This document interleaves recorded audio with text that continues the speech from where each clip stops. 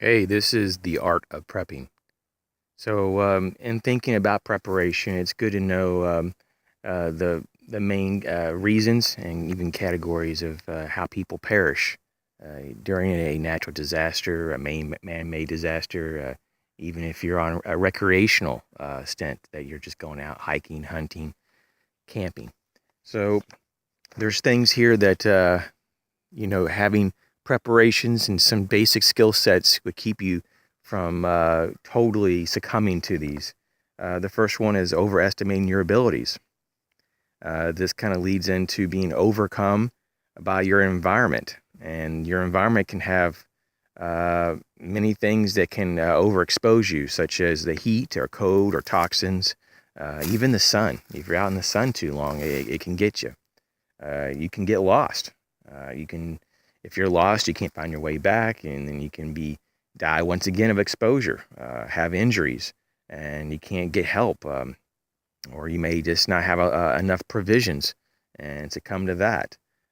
Death from dehydration, death from injury and accidents, death from being attacked by wild animals or even wild humans, if you will.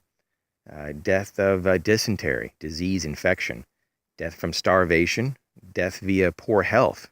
And that falls into the category of some surveys and research done by various backpacking magazines, which I find pretty interesting. That it's not so much that people die of what you would think it would die when they're out backpacking or hiking, but the top three highest chances of death when you're out and about, just mainly hiking and backpacking.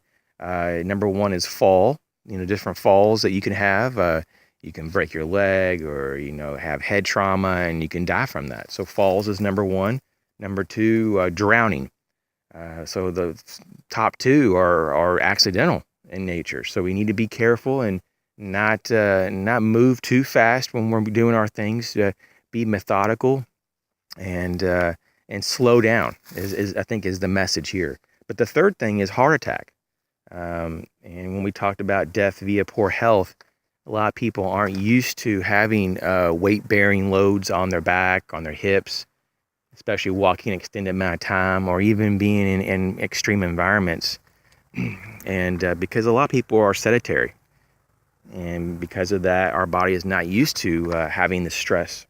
So the ways to counter this um, is to have a prepared mindset. Is the first thing. If you have a focus and you have a desire to better yourself, you're going to probably start doing the next thing, which is to put it into action. Learning some skill sets and having things set back and having recourse in different planning and primary, secondary, and tertiary, type of fallback is going to possibly save your life.